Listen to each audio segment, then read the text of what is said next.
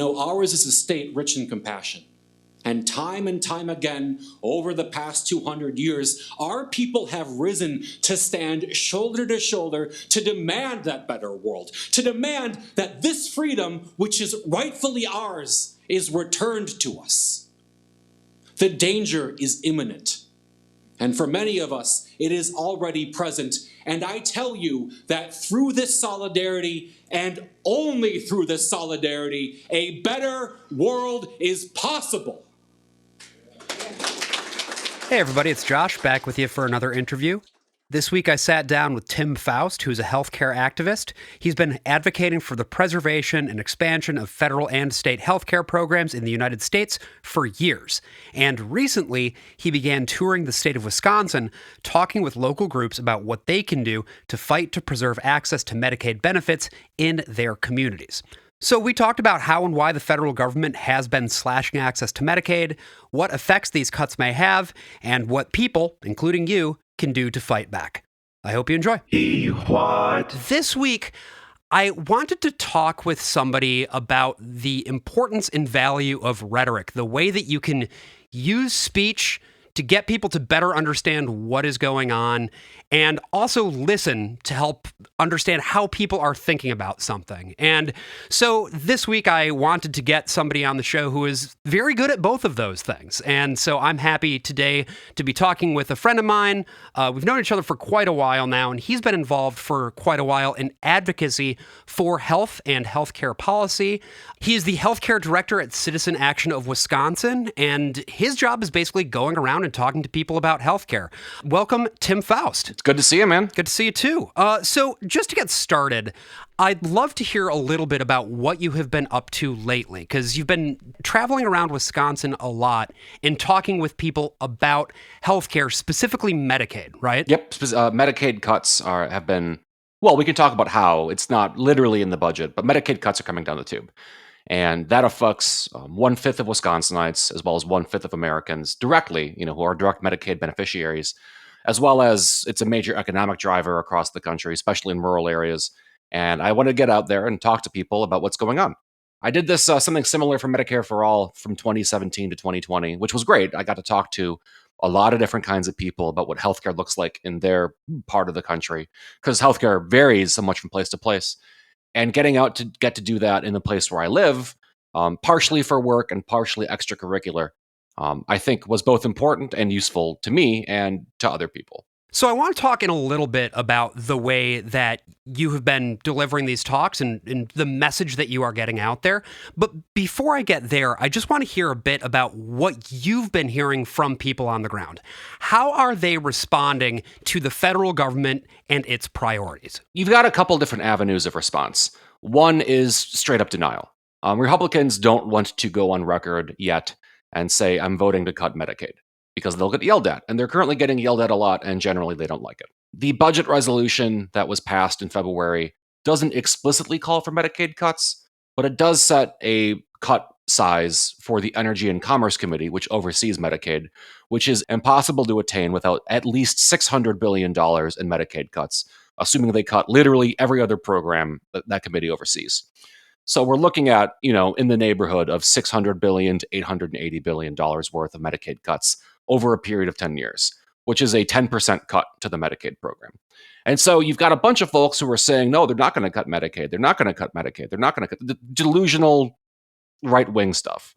And, there's a certain firewall there. Some people, it's really hard to reach. And I'm not saying I'm the conservative whisperer, by no means. But it's important to explain what's on the table so people can talk about it with their neighbors more articulately. So I'm hearing people kind of be uncertain about what's going on, which is totally reasonable. A lot of these things are abstracted and kind of put into the nerd domain. But also a lot of folks are scared, obviously. We're living through the decline of empire, at least for now. And things are just kind of getting shittier over time. And it's probably going to be the case for the rest of our lives.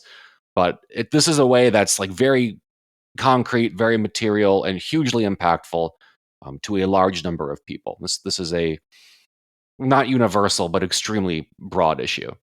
So you mentioned the first reaction is, yeah, just straight denial. This isn't happening, fingers my ears. If I ignore it, it's going to go away. But I'm assuming, too, that there are a lot of people who are seeing the thing for what it is, and they're being compelled to some sort of action, right? Yeah, and they're the ones that come out to my talks usually, with some exceptions. They want to know what's going on, and they want to know what they can do. My job is to go out there and explain, with like a 30-minute presentation. Here's the deal. Here's what Medicaid is. Here's what cuts mean. Here's the broader, structure of class war into which this cut is happening. And then here's what you can do to get involved. And we always host people who are directly affected so they can share their stories. That's really important to hear from your neighbors, as well as an organizing ask for further calls to action. I would love to hear if there's any of those stories specifically that you've been hearing so far that have stuck with you, what those have been, what they sound like. I know you've gotten many of these over the years, but if you could just throw me one that could give our listeners a sense of what this practically means on the ground, concretely for people. I'm actually going to give you 3, if that's okay. Cool, go for it. So the first one is my own Medicaid story, which took place about 15 years ago, right?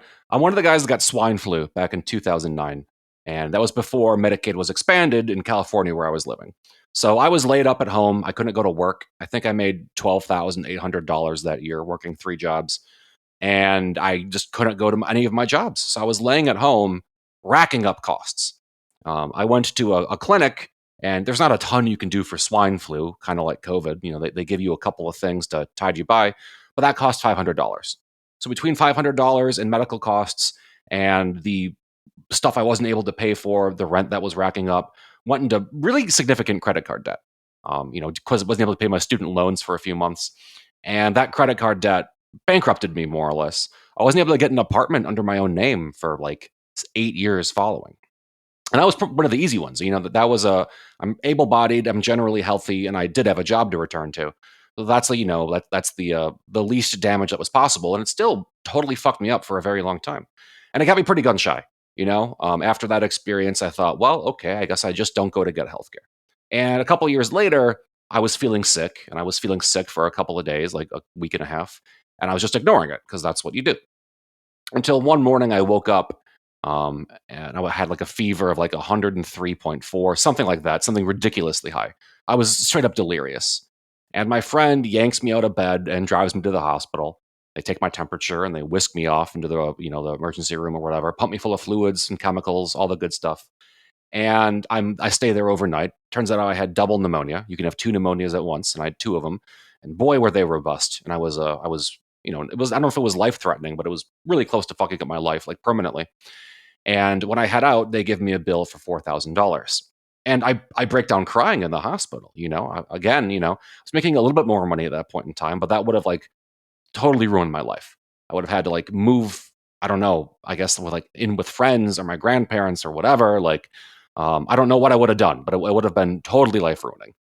And the receptionist at the hospital is like, okay, no, well, California expanded Medicaid under the ACA. Let's see if you're eligible. And I was, so they helped me enroll. And Medicaid enrollment can be a pretty long and arduous process, which I can talk about. But this person was able to help me get enrolled over the course of like a day.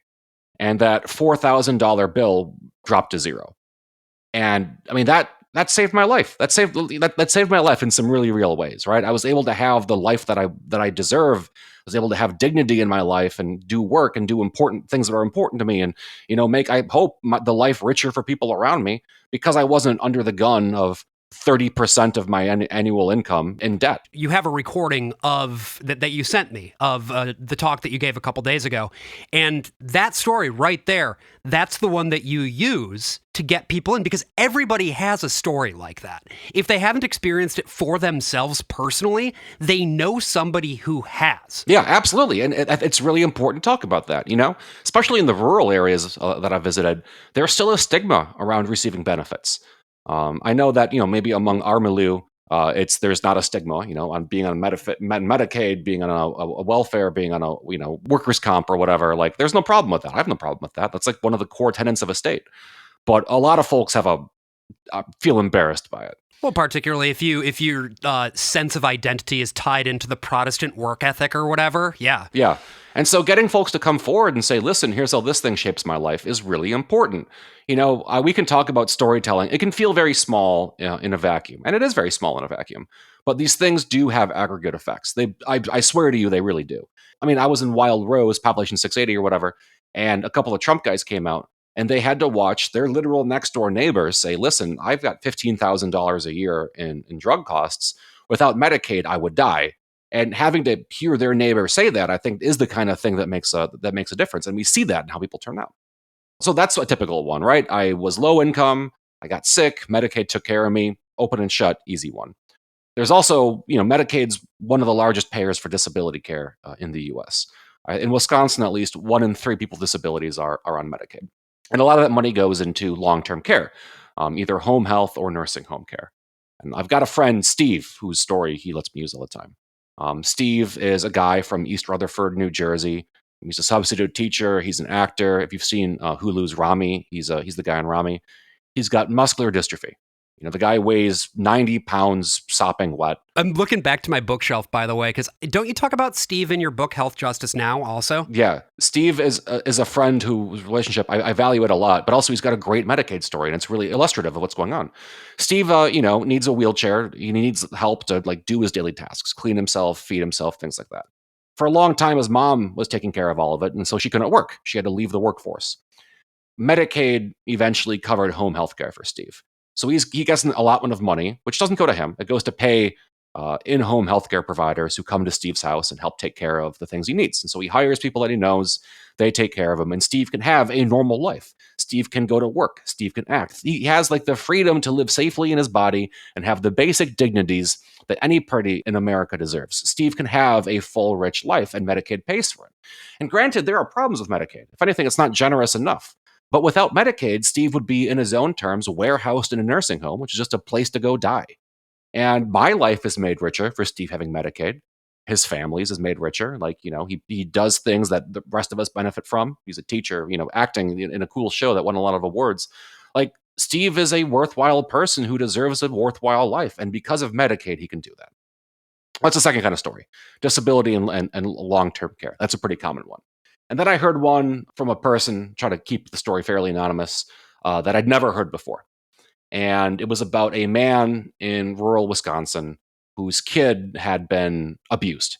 I don't know the details, and frankly, it doesn't matter. But the kid had undergone some severe trauma and acted out, age 4 or whatever.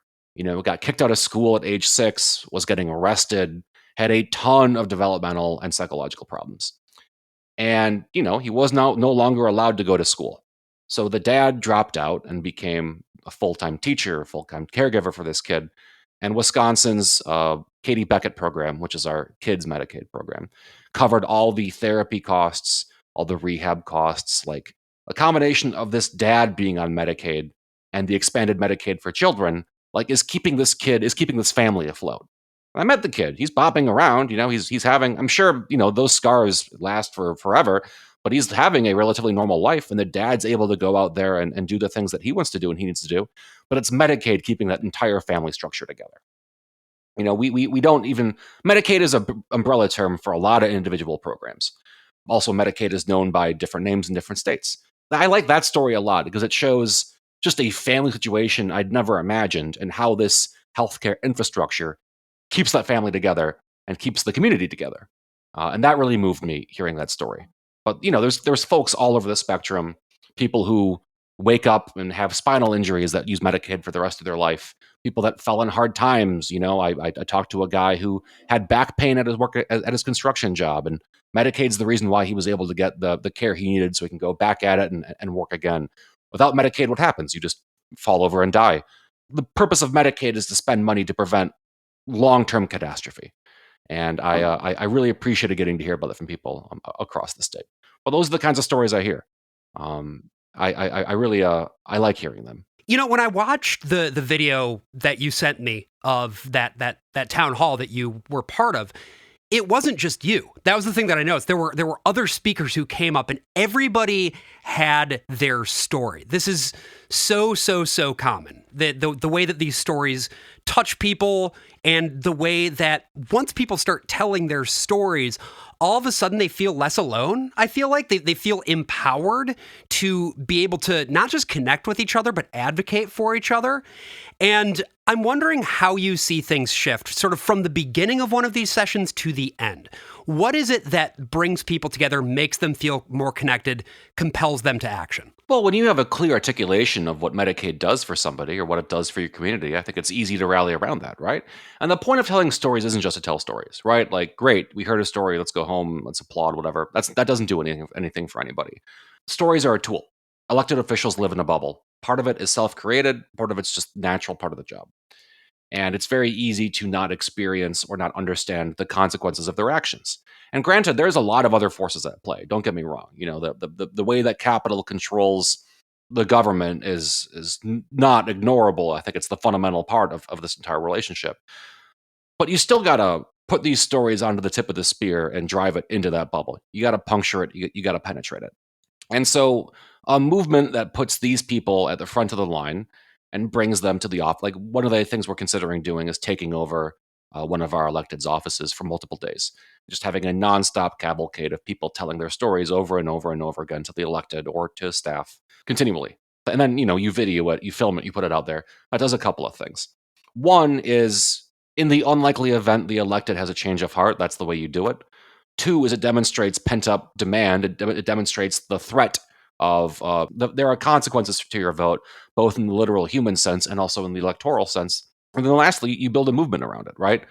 I hate casting all my hopes to electoral politics for a lot of reasons, but it is important to build that kind of force. It is important to build that kind of power.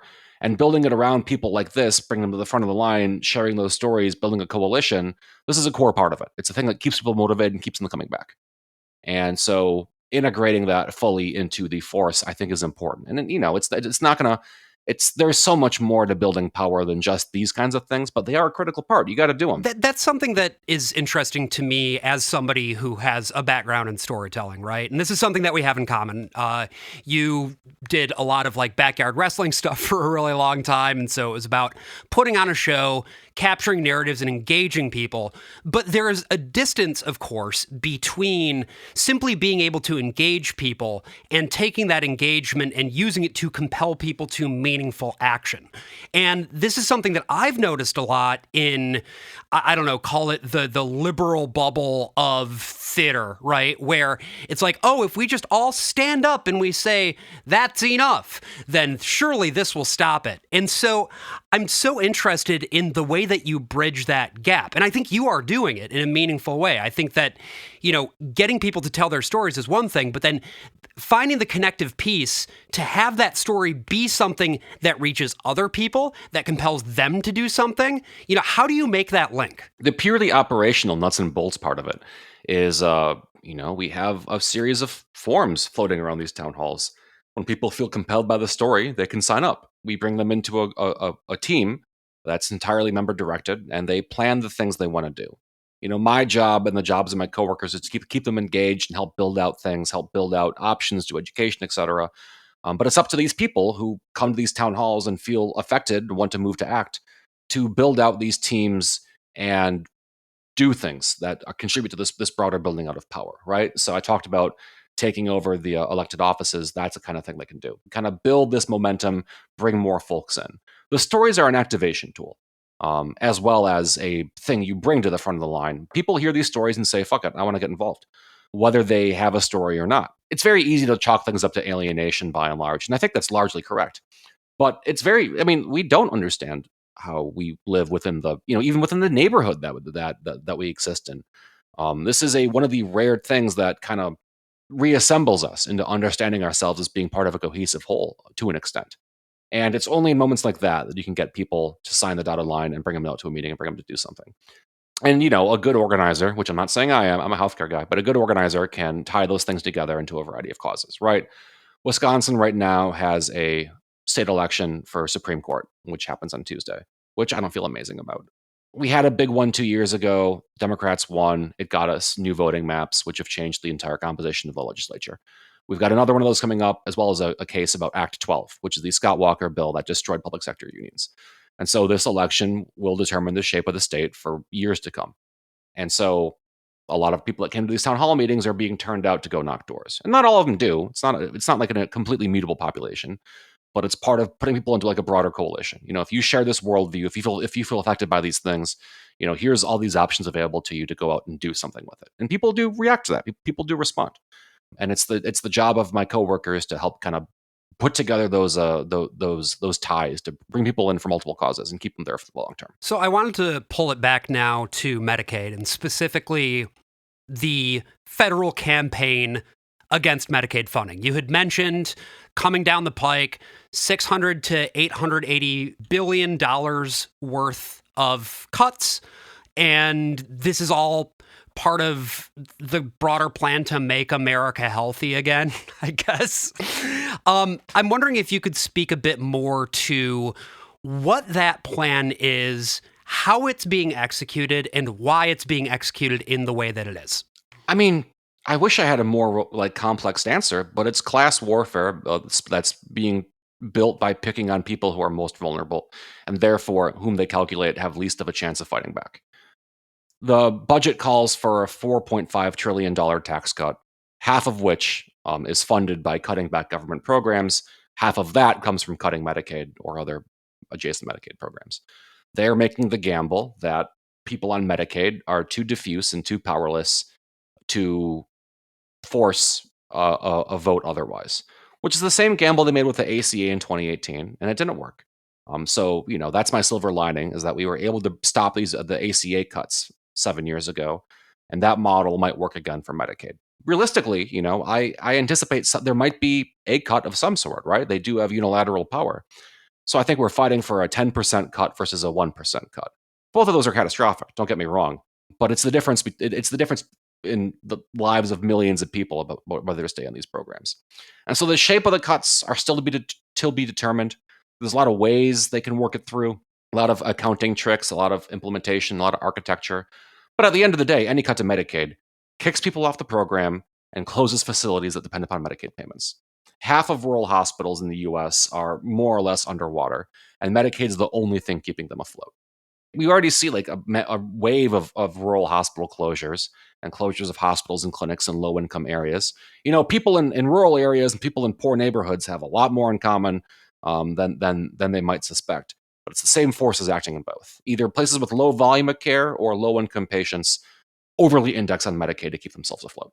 Just for people who might not be entirely familiar with how Medicaid actually works, this is a series of federal grants that are made to the state level, and it's generally up to the state in terms of how they administer those funds, right? So Right. At the end of the day, these cuts are going to be administered differently in different states, correct? To an extent. That's a good thing to bring up.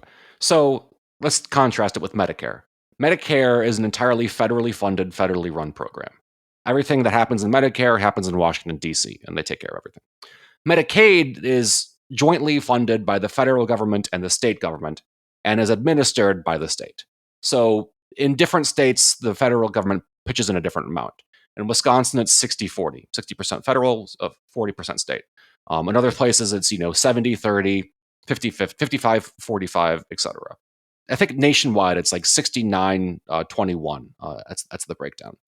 So the federal government is targeting that 60%, or nationally 69%.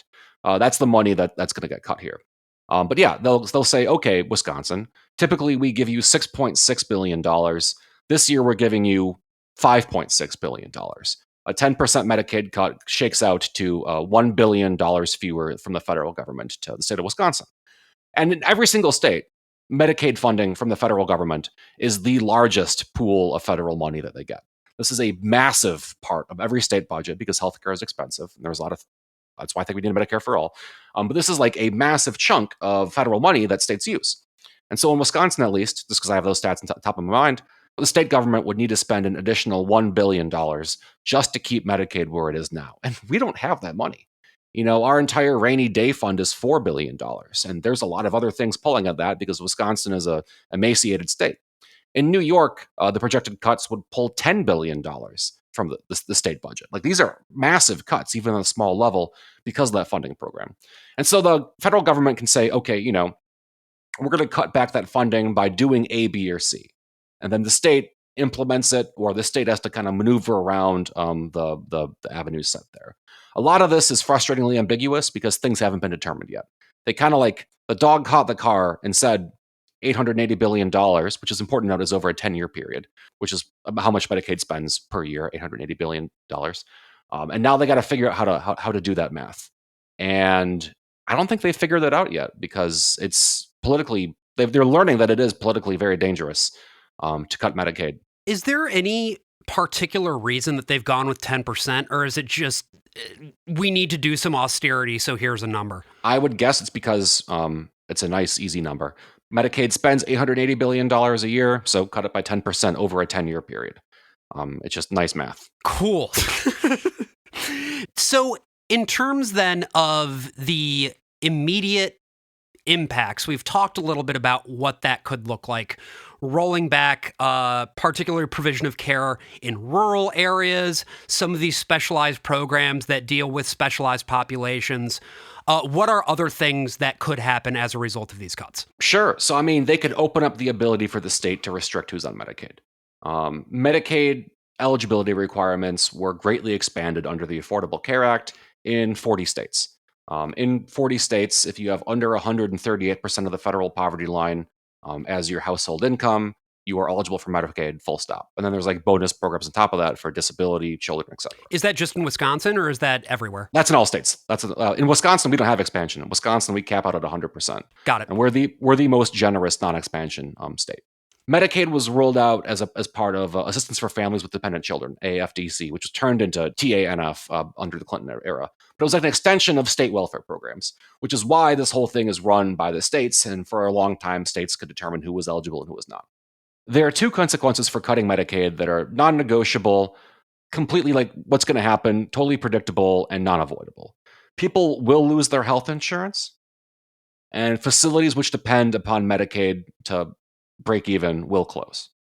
Now, the particular manner by which it's determined who loses their health insurance and which facilities close is largely up to the conversations that are happening now, and then the resulting conversations that states have. We don't necessarily know the criteria, how that's going to shake out. One thing that's passed around a lot is work requirements, a model that has been shown to be insanely ineffective and not cost efficient, and penalizes people not who aren't working, but who can't handle filling out forms every month because they're pretty Byzantine and it's really hard to submit those documents. It's estimated that work requirements would kick, I think, 5 million people off Medicaid, which is a lot. There's no way to finagle a cut that doesn't result in a similar number of people losing their health insurance. That's the breaks. And so the choice Congress is forcing states to make is either raise taxes, spend money they can't afford to match, or cut their Medicaid program. That's it. There's no other option. There's no workaround. There's no hack. And what that looks like is a thing we will discover together over the course of the next few months. When I hear that, and I'm sure when you hear that as well, the immediate impulse in my gut is, oh no. And I'm afraid. And there's something I think overwhelmingly disabling about the fear sometimes if you let it really sit there. And this is the thing that I come back to time and time and time again as we are facing down the various tendrils of fascism and the mundanity of the way that austerity just sort of ruins our collective society. And so when you find yourself in those moments, I wonder, what is it that you do to keep yourself from freaking out? That's a great question. I'm trying to figure that out myself. Yeah. I mean, I won't lie. I feel like shit basically all the time. Yeah. However, you can do a couple of things with feeling like shit. You can stay in bed and roll around, or you can get out there and try to help build the thing that pushes back, right? We are living in a declining empire. I think it's more or less irrefutable at this point. It's the tagline of our show. Case studies in the pop culture of a dying empire. But you gotta, I don't know, you got to. This is life or death for a lot of people. but it's coming for us next. Yeah. We're all temporarily healthy. We're all temporarily able-bodied. At some point, a car accident, a pregnancy, a rabid raccoon fucks up your healthcare, fucks up your life. So fighting for Medicaid now is a way of fighting for yourself later. Interest in the work here, not just in people that you love and people that you care about, which is self-interest, but also it can happen to any of us. We're all so much closer to being homeless or being disabled or getting very sick than any of us realize. And the mechanisms by which we are insulated from that, the bulwarks against total devastation, are programs like Medicaid. So you got to fight to keep them going. So the thing that gets me through feeling like shit is getting out there and talking to people. It's much better to feel like shit collectively than individually. I think that's really what it comes down to, right? Like, it's much better if you feel scared and mad and angry and alone.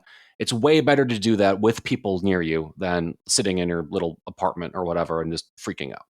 That leads to a lot of insanely unhealthy behaviors, to which I think we all are suspect. Probably participated in during COVID lockdowns. I got a friend, Phil, who responds, "Got to," whenever I talk about this. And I just hear Phil's voice in my head. Got to do it. Got to get out there. Got to do this. It's not fun. It's not easy. It's rewarding, but it's necessary. If we have any chance of resuscitating anything that they're cutting right now, of building back any kind of America that's more beautiful than the one we have today, it's shit like this you got to do to get out there. And it is rewarding. Talking to people is fun. Making friends is fun. Like, there are nice parts to it. It's possible to enjoy these kinds of activities and these kinds of actions and this kind of work, even though it's in the context of something terrible. Don't get me wrong. It's not drudgery. It is like pleasant and nice to do, even if you step back and wake up in the morning and go, fuck, this shit's falling apart. Well, that's kind of what I wanted to bring it back to here is, again, you have been out on the road doing these talks. And since you started doing that, how many have you done at this point? I've done 6 in Wisconsin, and I'm trying to roll out more across the Midwest over the next month or so. Can you just give me a sense of the feeling in these rooms? Because I have watched, again, that video that you sent along. I've gotten a sense of it, but just for our listeners, I was hoping that you could give them a sense of what it feels like and how activated people actually are. Because the reality of the situation is that there are a lot of people who are just pending activation, and once they feel it, oh boy, do they feel it. First off, like any kind of performance, it really varies from room to room. It varies from town to town. At its best case, yeah, you get people who come in afraid and angry. You want to educate them about why they should be afraid and angry, and then give them a vision of a better world that they can participate in if they act now, right? That's the foundation of any core political speech. And people are hungry for any kind of chance to experience or understand or visualize that better, more beautiful, gentler world. And offering it to them is part of my job. And then turning that into, okay, let's get out there and let's work. We're getting 20, 40, 60 people at a time who say they want to get involved in building what comes next. It's pretty substantial turnout in some areas. In other areas, it's just a lot more fear. It's a smaller room, smaller town. People know that their hospital is the one that's going to close, and so it's a mix. But this all really comes down to the quality of the organization that's putting on the event. Do they have the ability to capture, whether it's 3 people or 30, and build into something new? And we're trying to figure that out. This is trying to rebuild a lot of infrastructure that has been malnourished or fallen apart over the past 5 years and the past 30 years. It's a working process, and I'll keep hitting the road. I'll keep talking to folks. As I said before, we got 4 state reps who are pounding the pavement every corner of the state, well beyond their own districts, not as elected officials, just as people who have connections to organizing. And you need to. That's what you got to do. You got to go. You got to get out there. You got to do that. So I've told people before, across the country, if you throw an event, if it meets a certain set of organizing guidelines, I'll come out and talk at it if that's helpful. I'm just this is the thing I can do that I do well, and so it's time to put my shoulder to the wheel again and get out there and try to make it happen. Well, to that point, if there are folks who are looking to get involved specifically with this fight, and I just wanted to throw out as well, there's a lot of fights out there, and whatever it is that you, the listener, feel the most drawn to, go out there and make that your fight. If Medicaid and fighting for Medicaid and this sort of baseline of medical backstop in the United States is something that you want to fight for, what should our listeners do to get involved? Couple of different things. One is find the organization in your area that is leading the fight. Not just with protests, although protests are very important, but who is doing durable work, movement work. Find that organization. If there is not one, then get 5 friends and build something yourself. Doesn't need to have formal bylaws or rules or whatever. Just get people who are willing to, for example, carpool to your elected's office and yell at them and get it on video and get more folks in. Which, by the way, yelling at elected officials feels good as hell. I just wanted to throw that out there. It's a healthy way to yell. It's a very good thing to do. Getting into their office, making the appointment, having the meeting can be a little tricky to coordinate, but it's worthwhile. And if they won't show up, make a big deal out of that. The model used to be you would go to the local paper and you'd write about it. We don't have local papers anymore. I'm not going to lie, we're operating at a disadvantage, but there's always, this isn't something you can post your way to. You have to get people in the same room and go do these things together. Throw these meetings, talk to your neighbors, hand out flyers. If you need a flyer, email me. I will give you a model flyer about Medicaid cuts you can use. You can put my email in the show notes or whatever. I will. You got to get people together to do the work. There's no other way around it. We've tried other models. They don't work. This is it. So, so the thing you can do, find these orgs, get involved. If they don't exist, do something your own. Go tell stories, find people's stories, bring them to the front of the line, record it, don't stop. And like you said, what you said is absolutely correct. You got to pick your issue. Mine happens to be Medicaid right now because it's the thing I know the most about. It's very easy to be totally bamboozled and stupefied by the amount of things happening in the world. So you got to put on blinders if you want to function. These are the things that I've put together for myself. Well, we will put in the show notes some links to organizations that you can potentially get involved with that are connected to Medicaid and preserving Medicaid, as well as, Tim, we'll put your contact info in there as well if people want to get a hold of you about anything. Beyond that, is there anything else that you wanted to point up or plug or whatever for people who are interested in getting involved? Well, if you want to learn, education is a big part of this, right? One of the reasons that my traveling around is actually worth anything is because Medicaid and Medicaid policy and healthcare policy are often abstracted. If you want reliable, digestible news about healthcare things, I recommend Stat News, STAT. I think they are far and away the best health policy news service out there. They've got funding, they've got great reporters, and they cover this shit in rapidly and with great contextual information. If you want data, there's a lot of sources. The gold standard one is usually KFF, formerly known as the Kaiser Family Foundation. They put out a lot of papers that are interesting and are pretty easily digestible. But if you just want to follow what's going on, that's the place to do it. And, that kind of education is important for being able to talk more capably about what's happening, which I think is an important part of being able to fight it. Well, check those links out. And Tim, thank you so much for your time coming on here today. I look forward as well to seeing what it is that you and all of the people who you're working with are able to cook up and get people all hot and bothered about in the coming months. It's got to keep on trucking, You gotta. And for you, the listener, thank you so much for taking some time with us today. We'll be back on Wednesday for the regular episode. Until then, I'm the worst of all possible Joshes. See you next time.